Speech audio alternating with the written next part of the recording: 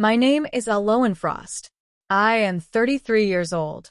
Up until last Christmas Eve, I believed humiliation had a limit. I believed that even in families like mine, there was a line people would not cross in public. I was wrong.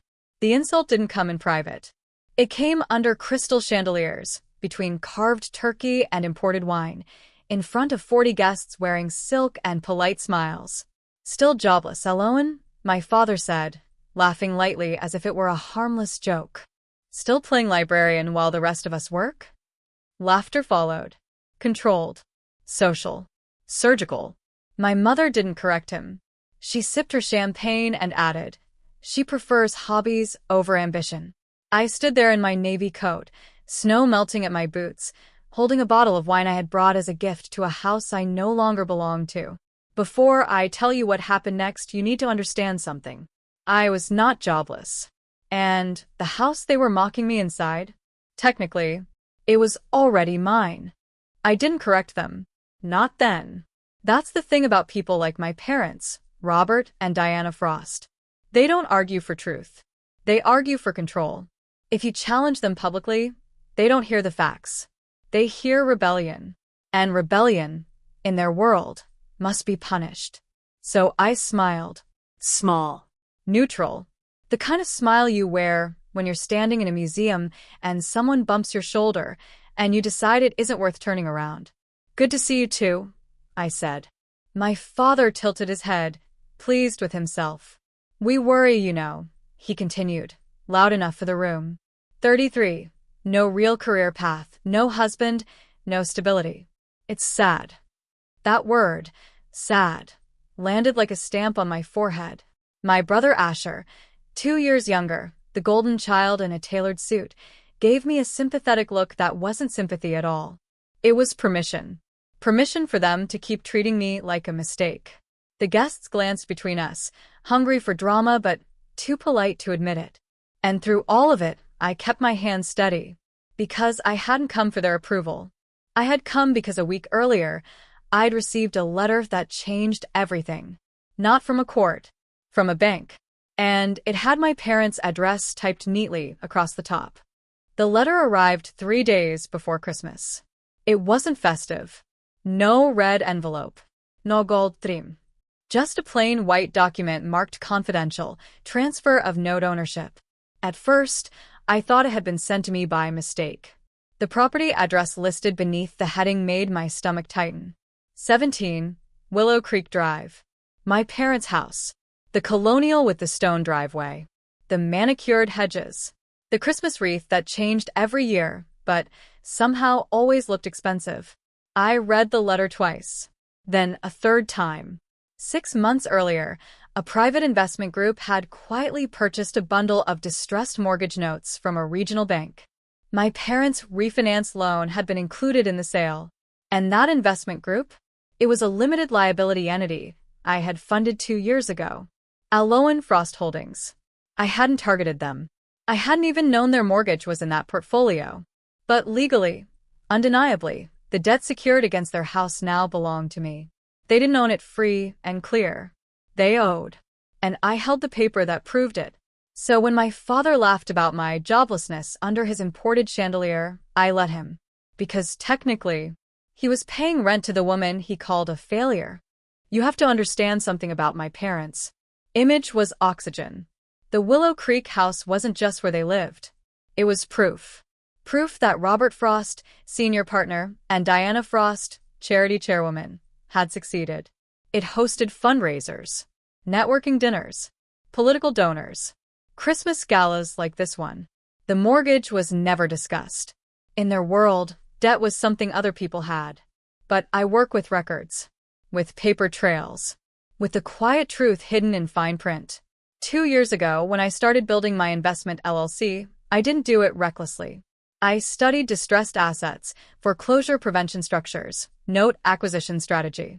Not glamorous, not flashy, just deliberate. When the portfolio was offered at a discount, I reviewed every property abstract. The Willow Creek address meant nothing to me then. It was just another refinance, high leverage, adjustable rate clause buried in Section 14B. Now I knew what it meant. They had refinanced 3 times in 5 years. Cash out equity. Contractoria. Short-term balloon terms. And the maturity date? 6 weeks from Christmas. Which meant the lender, me, had options. Options they didn't even know existed. Back at the dinner table, my mother was slicing the roast with surgical precision. Asher just closed another acquisition, she announced proudly. 7 figures. At his age. Polite applause followed.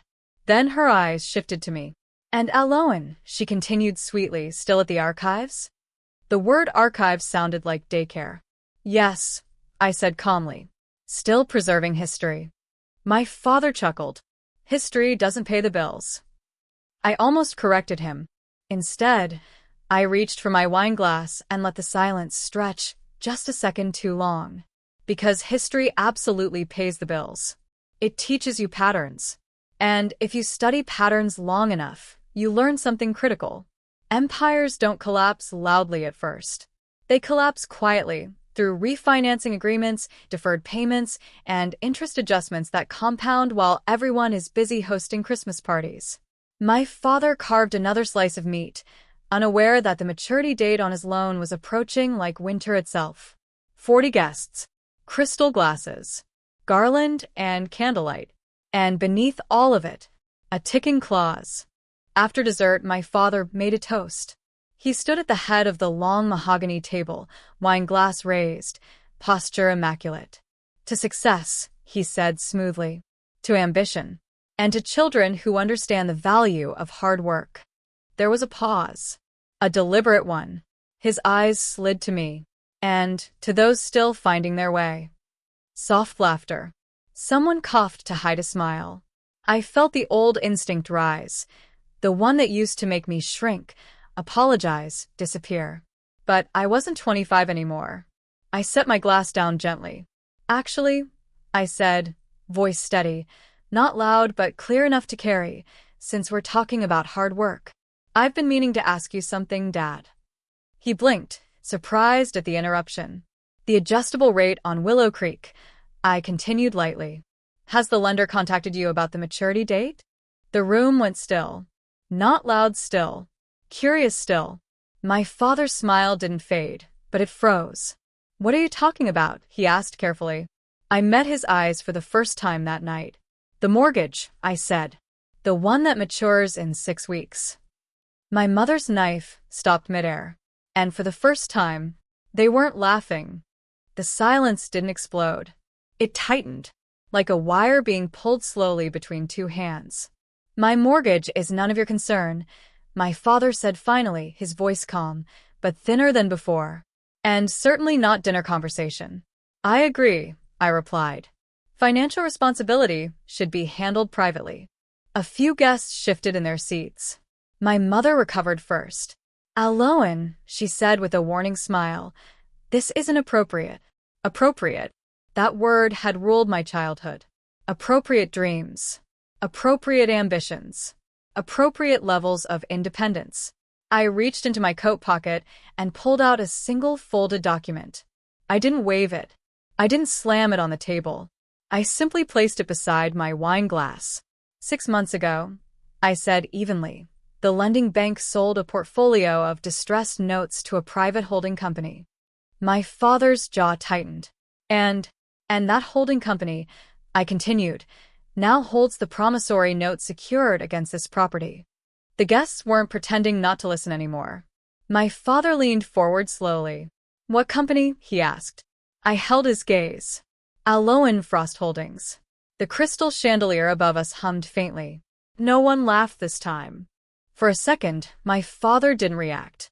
Not because he didn't understand, but because he did. Asher, he said lightly, without looking away from me, your sister's being dramatic again. No one joined him. I unfolded the document. Original lender. I read calmly. Refinance twice. Adjustable rate rider. Balloon clause effective February 14th. My mother's fingers tightened around her napkin. That's private financial information, she whispered. It was, I agreed. Until the note was sold. My father stood slowly. You expect us to believe, he said carefully, that you own our mortgage? I don't expect you to believe anything, I replied. The county recorder's office confirms the assignment. It's public record. A guest near the end of the table quietly opened his phone. My father's confidence cracked, just slightly. This is absurd, he snapped. Even if it were true, you couldn't possibly manage something like that. There it was. The assumption. The defect they'd assigned me my whole life. I've been managing it for 6 months, I said softly. And you've been paying me every month. The words didn't echo. They settled. Heavy. Final. My father stared at me as if I had switched languages mid-sentence. That's impossible, he said quietly. Is it? I tilted my head. You refinanced through a regional lender. They offloaded underperforming notes before year-end. It happens all the time. Asher was no longer looking at me. He was looking at his phone. Scrolling. Refreshing. His face drained slowly of color. Dad, he murmured. There's an assignment recorded. It's real. A murmur rippled down the table. My mother's voice trembled. You wouldn't do that to us. Do what? Hold a legal instrument? Enforce a contract? I folded my hands neatly in front of me. I haven't done anything, I said calmly. You signed the note. You agreed to the terms. I simply purchased it. My father's composure shattered, not explosively, but in a sharp inhale. What do you want? He demanded. It was the first honest question of the evening. I met his eyes. Respect, I said. And for the record, I'm not jobless. The room felt smaller, colder, because now they understood the power dynamic had shifted. No one touched their dessert. The air in that dining room had changed. Not louder, not chaotic, just exposed. My father slowly sat back down. The patriarch posture was gone. In its place was calculation. You're threatening foreclosure, he said carefully. I'm enforcing a maturity clause, he corrected. There's a difference. My mother's voice cracked. You take our home? I held her gaze. You tried to take my dignity every Christmas for 10 years. Silence. I let it breathe. I have no intention of foreclosing, I continued calmly. You have 6 weeks before the balloon payment triggers. I'm willing to restructure the note. Fixed rate. Extended term. No penalty. My father blinked. You'd renegotiate? Yes, I said.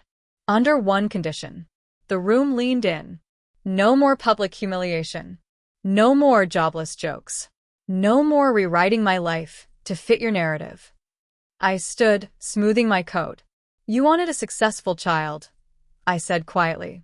You've had one for years. You just never bothered to look. I left before anyone could respond. Snow was falling softly outside. Behind me, inside that bright house, they were finally reading the fine print.